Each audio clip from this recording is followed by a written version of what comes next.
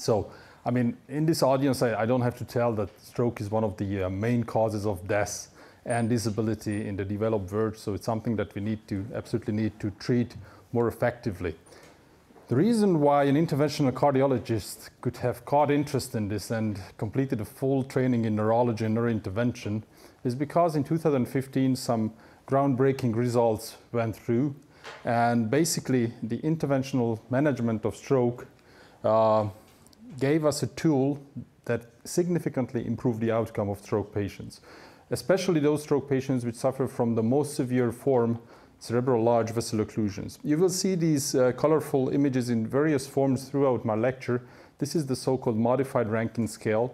Modified Rankin scale basically scores the severity of symptoms following a stroke. If you would have an MRS of 0, 1, then the patient would be basically almost asymptomatic. An MRS of 6 would be a patient who would die from the stroke. And in between, you have the various severities of stroke.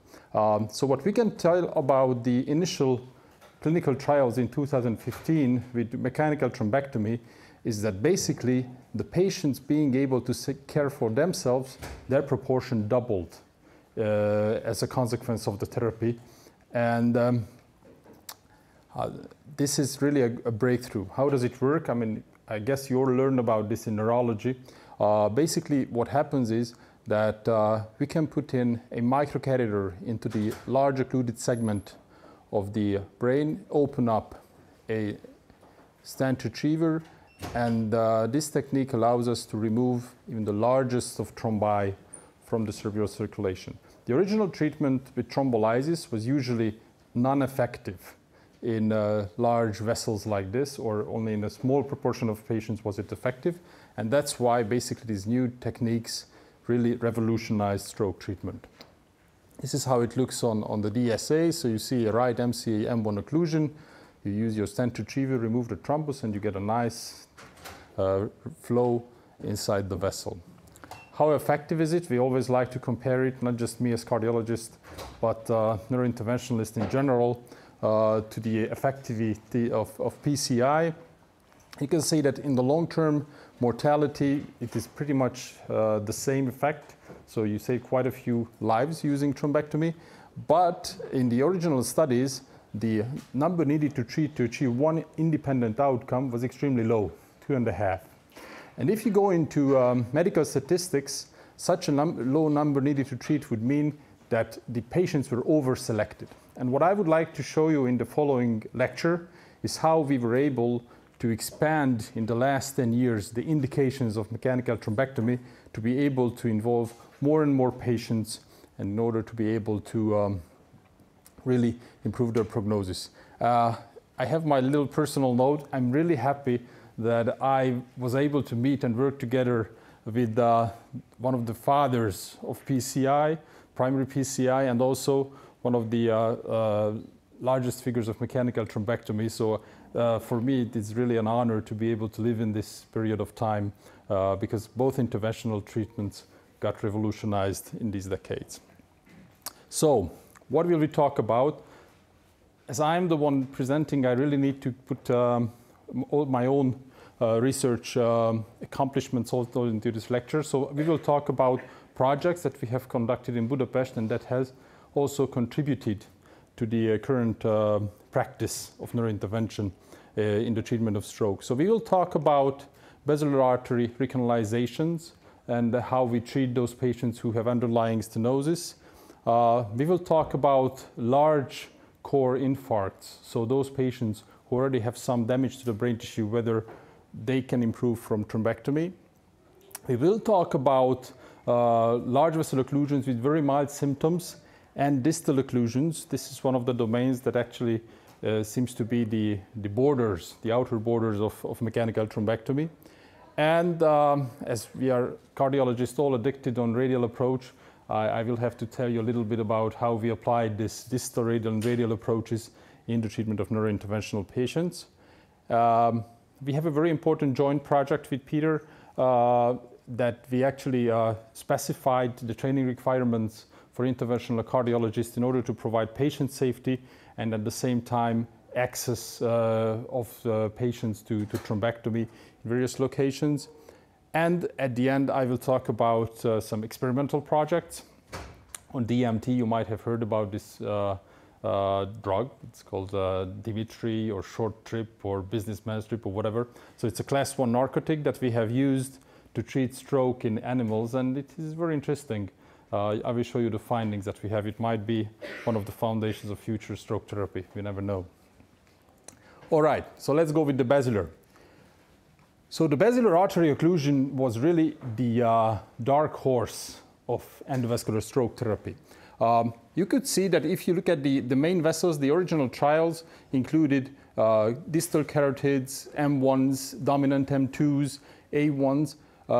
So basically, if you look at the size of the vessels, the basilar could be in the same size range. So basically, the same technique can be applied in both regions. However, due to the poor prognosis of posterior circulation strokes, they left those patients out of the trials. Why are these interventions so poor in prognosis when they can be so simple? You can see this is a full recanalization of a basilar top occlusion with aspiration thrombectomy, the alternative techniques. You go up with an aspiration catheter, and within 5 minutes, you basically get a full recanalization. So why were they so afraid of these patients? Why didn't they include them? And what is the explanation? How can we overcome this hurdle? So this is not with the embolic cases of the posterior circulation that halted the experienced neurointerventionalists to include them in the initial trials. The problem is that posterior circulation strokes are often caused by atherosclerosis, just like myocardial infarction. And then things tend to be complicated. So it's not just sucking out the thrombus and being happy with the recanalization, but what you can often see is that underneath your thrombus you have a plaque, and that plaque needs to be handled. So how shall we handle it? So basically what we found out is that probably we should handle it the same way you handle plaques in the myocardium and the myocardial infarction. So we have started to use coronary stents actually in Budapest to try to improve the prognosis of this patient. All this was done way before we had evidence for even doing thrombectomies in the posterior circulation, but everybody knew that technically it's feasible. We knew that the original outcome is really bad, so we were like, oh, what do we have to lose? I mean, we should try. So we started doing it, and we registered the cases, and then we analyzed our outcomes. And what we found out is that indeed the patients with underlying stenosis in the basilar artery occlusion have much longer procedure times. And indeed, those patients who have underlying stenosis have a much worse prognosis. If you look at this Kaplan-Meier curve, the ones who have only an emboli in the basilar artery are doing way better than the ones with an underlying stenosis. So what should we do with them? Well, we should stent them. And that's what we did. So basically, you can see that if the underlying stenosis is covered with a stent, then you get a much nicer reperfusion, and it's a much more durable reperfusion results. We also compared the original results of the treated and non-treated patients with stents. Okay, so we did compare the outcomes of the patients with basilar artery occlusion with and without underlying stenosis. And what you could see is that if you put in a stent, then of course your residual stenosis will be much less. I mean, that's not big brain science. But at the same time, the ones with less residual stenosis have much better outcomes than the ones with residual stenosis. So these are the three groups: patients with basilar artery occlusion and ICAS treated without stents. These would be the group. And these are the patients that are treated with stents, and these are the ones without stenosis. And you could see that basically by stenting these cases, you get as good of an outcome as in the patients that doesn't have underlying stenosis. This is the MRS score that we have already talked about, the 6 stages scale. And you could see that basically, if you stent the patients, then your functional outcome will be just as good with the ones without underlying stenosis. And if you don't stent them, then even though if you have a nicely seeming results at the end of your thrombectomy, your patients will die in most of the cases, because the dark blue would be the MRS of 6.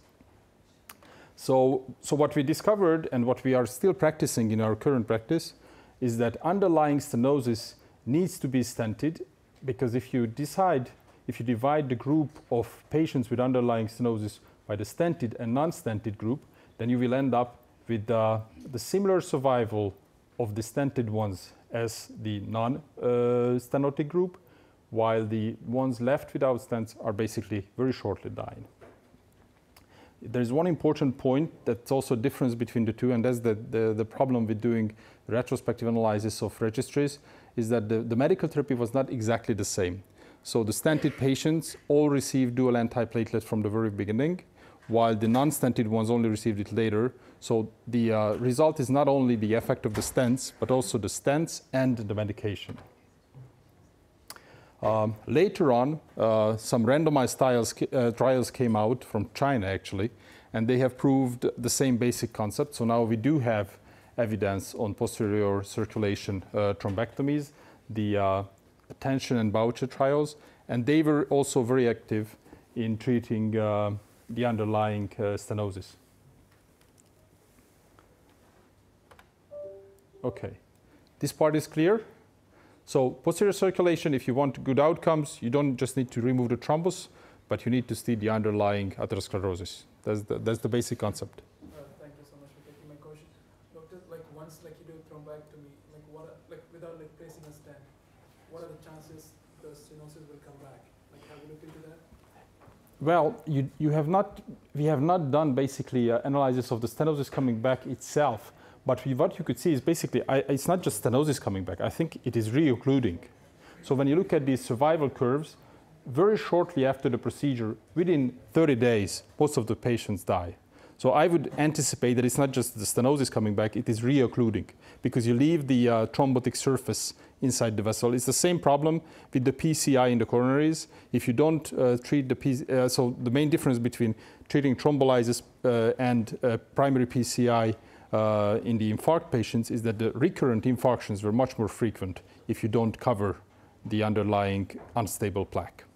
So I would guess that in most cases there will be a reocclusion in those patients without adequate stenting. And is there any window that exists that before that you have to place the stent? So in the original scenarios, we actually waited quite a bit because those patients were thrombolized and we were afraid of giving dual antiplatelets and giving medications. So the initial couple of cases occurred as we did the thrombectomy and we were standing there and waiting and hoping that the patients would do better. And basically within 10-20 minutes, usually they reoccluded, then we placed the stent.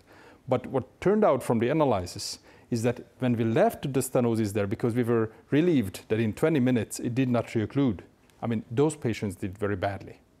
So eventually those reoccluded as well. So that's why this needs to be adequately addressed in the treatment of these patients. It will be very difficult now to do a randomized study, however, because nobody would be willing to randomize. Even the posterior circulation studies were very hard to accomplish because with the knowing the results of the anterior circulation thrombectomy trials, patients, even if they got randomized to conservative treatment, they quite often crossed over, like 30% in the initial two trials. There was only one diligent region of the world where they were willing to stick to the randomization. It's China. They did it, and they demonstrated very big difference in the outcomes. All right, let's go on to the next topic.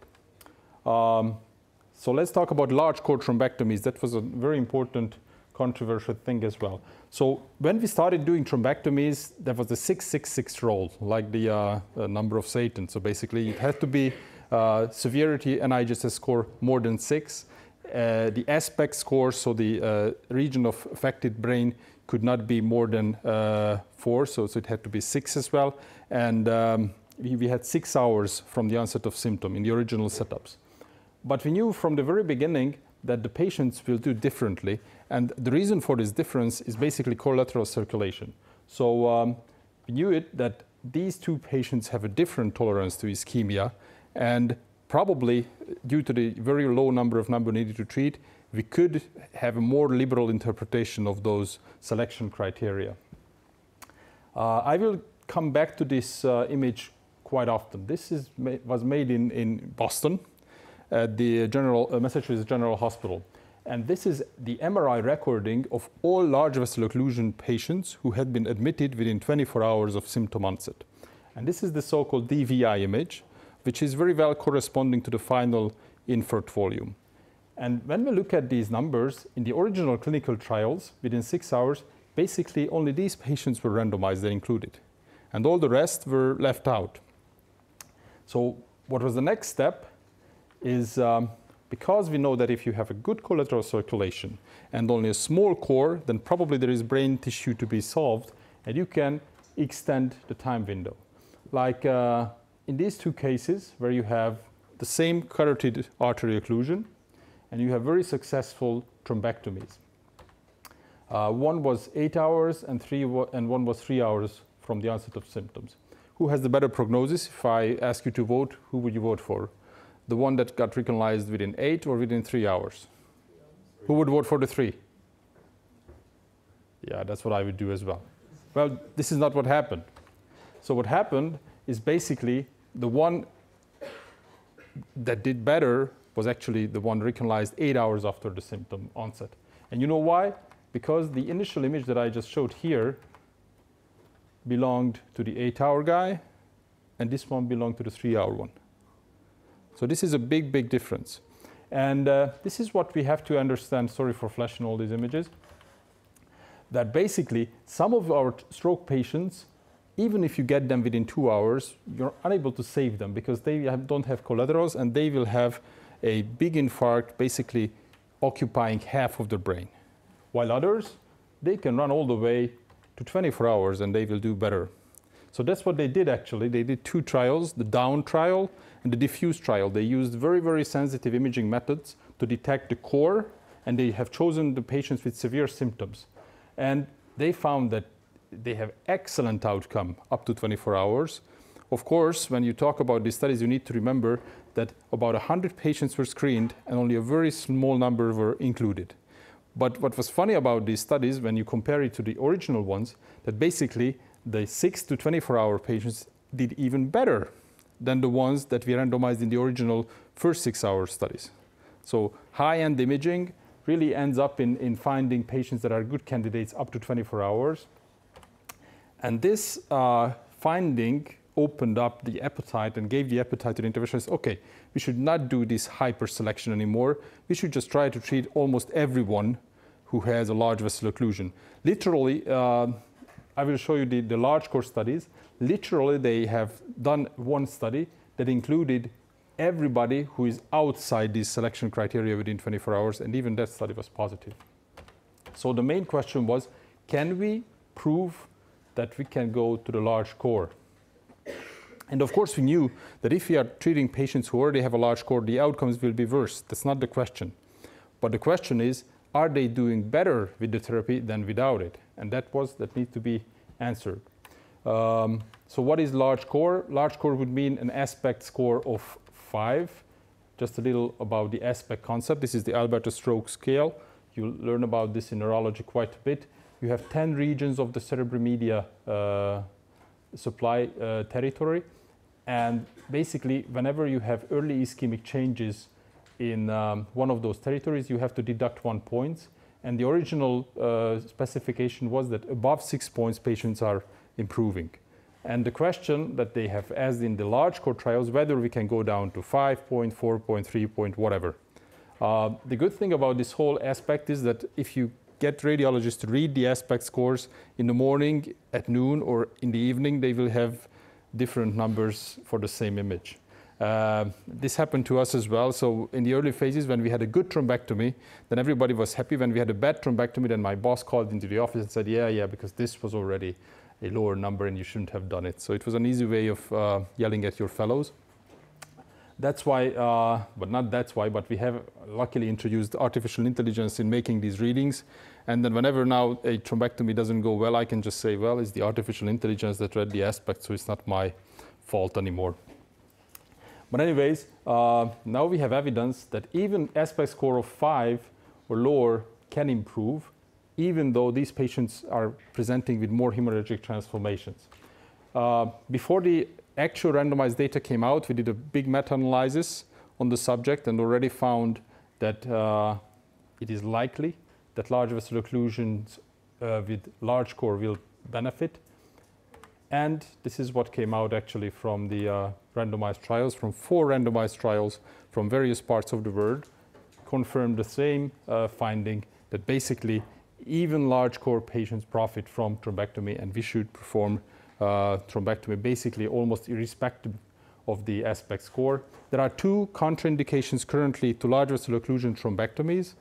One would be if you have a complete established hypodensity, so large infarction, or if you have patients with no collaterals at all, like the one that I showed you in this presentation. So if no collaterals and an established hypodensity, those ones don't profit. All the rest, probably we should perform the thrombectomies. We won't have as good of results, but they are doing better.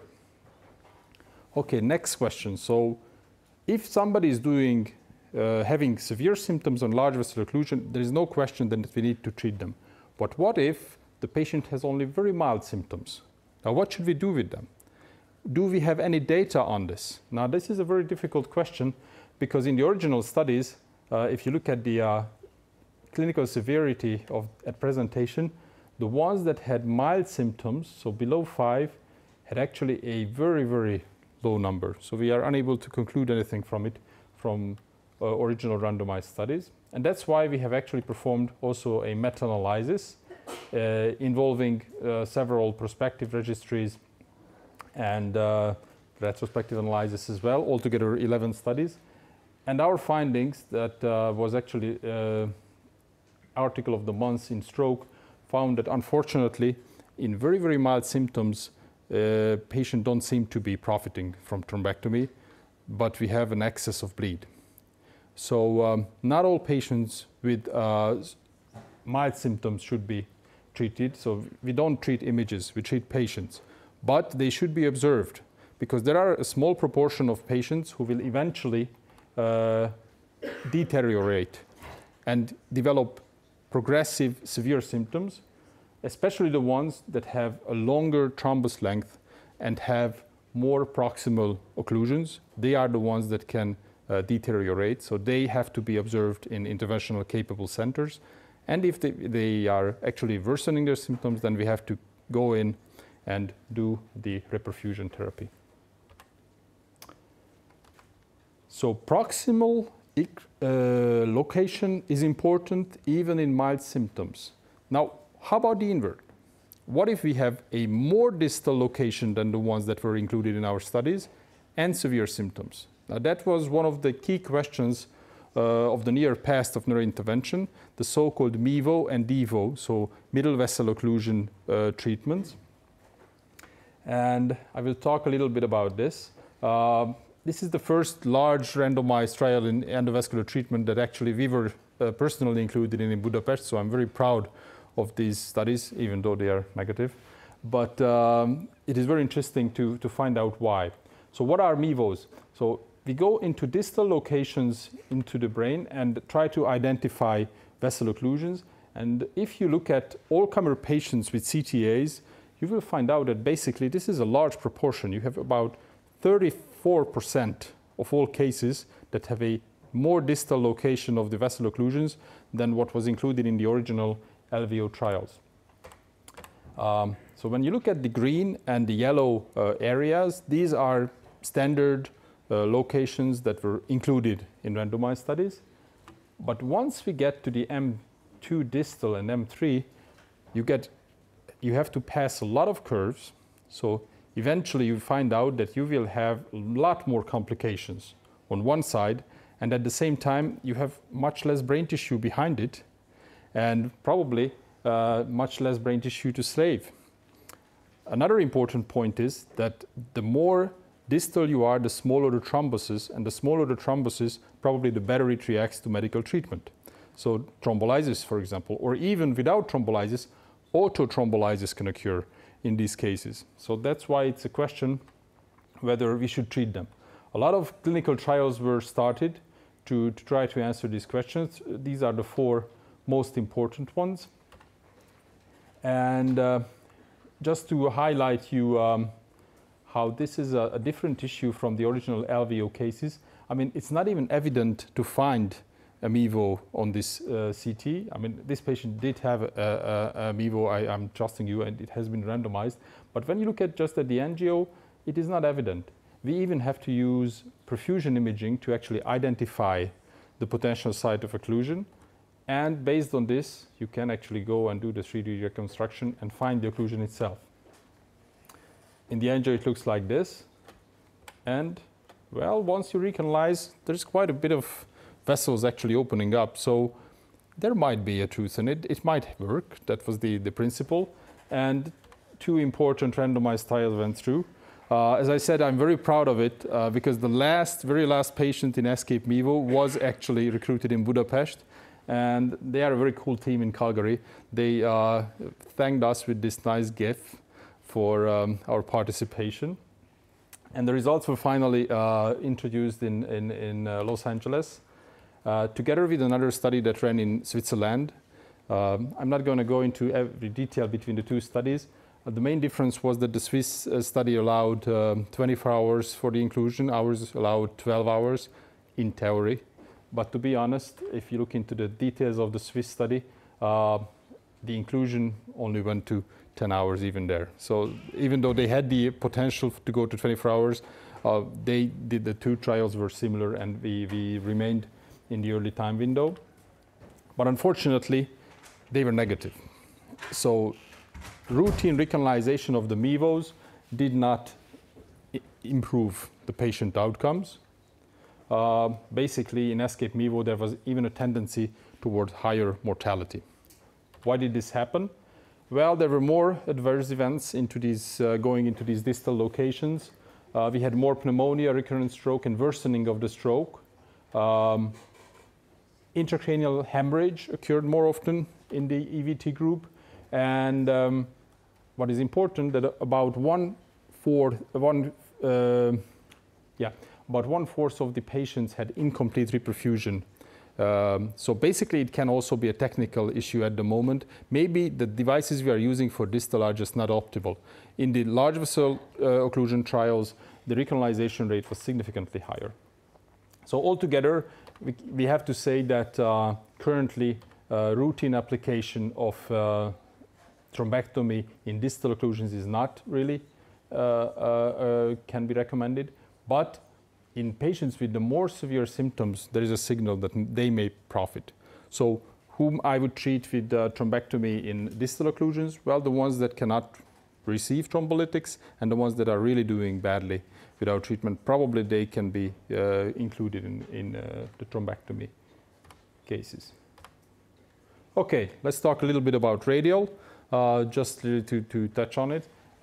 Radial artery is an ideal tool for PCI, and we are using it more and more for mechanical thrombectomies. We are testing especially distal radial, and we are finding that you have much less access site complications in these patients, even if you have extensive involvement of the anonyma and the supraortic vessels. So we still need to test it. We still need to see in randomized manners, but especially in highly affected atherosclerotic patients, upper extremity arteries seem to be feasible for thrombectomy as well. And let's talk about a little bit about cardiologists doing thrombectomy and how and why should this be applied. Well, even 10 years after the invent of the evidence and of the application of guidelines fully supporting mechanical thrombectomy for large vessel occlusions, the availability of this treatment across Europe is extremely heterogeneous. I mean, Czechia is one of those countries that is very well covered, and Hungary is doing decently as well. But if you look into other regions, then you can see that there are important big countries which are extremely undertreated, and a lot of patients lose meaningful quality of life due to this. And it's not just the poor countries. I mean, even rich countries of the UK are very undercovered. So, and it is very important data that came out from here in Prague. Petr Vinimsky, professor, demonstrated that working in a group, well-trained interventional cardiologists can do just as well in the treatment of mechanical thrombectomies as interventionists from other background, namely neuroradiology or general radiology. And that's why, with the adequate training, we believe that cardiologists can be used working in teams to complement the stroke networks. In Hungary, we have the legal background for it as well. So if somebody really wants to get a good hands-on training from this background, you're all welcome. I mean, the language is a little difficult, but we have a lot of words in common. And we are really keen on treating, training people from different backgrounds. We had quite a bit of arguments on what should be the numbers for the adequate training, but we ended up with a good conclusion that was also finally accepted with the neuro people. And in the end, we required 25 assisted and 25 performed thrombectomies in order to be sufficiently trained for someone who is already well trained in doing endovascular interventions. Currently in Budapest, we do about 760 thrombectomies, so these 50 cases could be easily accomplished within a couple of weeks. So it's not something that cannot be accomplished. Okay, so this was all about human, and we have discussed the various aspects of thrombectomy on how from the very limited initial indications we could expand it to the posterior circulation, how we could expand it to large core infarcts, and how we actually cannot really expand it to distal occlusions. And now I will try to talk about something else. In the last 30 years, a lot of so-called neurorestorative or neuroprotective therapies have been tried. And they usually seem to work well in animals. But somehow, we never made the transition into humans. And one reason why this could have happened is because the lack of effective reperfusion therapy. And the hope is that probably with the advent of thrombectomies, now we can revisit these neuroprotective therapies and try to get something, an adjunct to the mechanical and pharmacological recanalization, and try to make those brain cells just, you know, gambling on the verge of apoptosis and survival, and try to give them a hit to remain in the active part and not to undergo apoptosis. So this is our what we have done our studies with is the dimethyltryptamine in Budapest, which is basically the active compound of ayahuasca. They have been using it to treat stroke in the Amazonian basin in the last couple hundred years. So we just try to apply it in different, more scientific circumstances. And actually, the good thing is that you can very well remodel the thrombectomy in animals, because what you can do is, just like here, where you have a thrombus occluding the middle cerebral artery, you can actually advance a little silicon-coated filament all the way up to the origin of the MCA and cause a standardized stroke and be able to monitor even the reperfusion therapy when you take this filament out. So we started out with this ayahuasca compound, the DMT. I'm not going into all the details because it is found in the human body as well. It can even be synthesized in the human body, so it's not immunogenic, and it's extremely afferent to the brain. So if you give external DMT, then 95% of it will end up in the brain within minutes. So it has an active transport through the blood-brain barrier. And the reason why they use it as a manager drug or short trip or whatever business drug is because it clears out of the brain and clears out of the body within minutes. So that's why it's a very popular drug. So we have tested it in rats for the first time, and we have found that it actually is effectively reducing infarct size, and it is improving the functional of the animals. How do you test the function? It's a very funny way. I have actually exchanged the two. This is the DMT treated, by the way. So when you give them these special, extremely expensive sugar pellets, the ones that have less paresis can very well take it up, while the ones with resistant can only swipe it down, but not take it up. So when you compare this, I'm sorry, but the names are wrongly written. This is the DMT and this is the control. So you can see that the control animals are just sweeping it down but not taking it up, while the DMT ones are really improving following the treatment. And how does this work? Well, there is stimulation of neuroplasticity due to this compound. There is an anti-apoptotic effect, and there is a very important anti-inflammatory effect of the compound. We have also tested it on blood-brain barrier function, and we have found that it is decreasing MMP activity, which is a very important compound in creating hemorrhagic transformation. It is suppressing the immunoanswer, so basically it has an anti-inflammatory effect. It is protecting blood-brain barrier by normally localizing aquaporin 1 on the capillaries and preventing it from deslocalizing. So altogether, we can say that it has a very, very positive effect on molecular level, both on inflammation, both on degeneration, and this can be not only demonstrated in animals, but we were also able to demonstrate it in vitro circumstances in artificial blood-brain barrier. These are stuff that is going to be published soon. How does it work? It is working on a chaperone protein, the sigma-1. That was our original idea. In the meantime, we have actually figured out that among its many substrates and many receptors, maybe there is some sigma-1 independent effect as well. As you can see it here, we tested it on mice, sigma-1 knockout mice, and in the sigma-1 knockout mice, it is still working. It was funny when we first found our results and we presented it in the European Stroke Congress during COVID. It was an online presentation. We were stupid enough not to file in a protection for it. And then they called us from Canada. They have filed a patent. But we are working now together with this little pharmaceutical company, and they are just in the fundraising phase. They have done the phase 1 study in Holland. Phase 1 is for tolerability.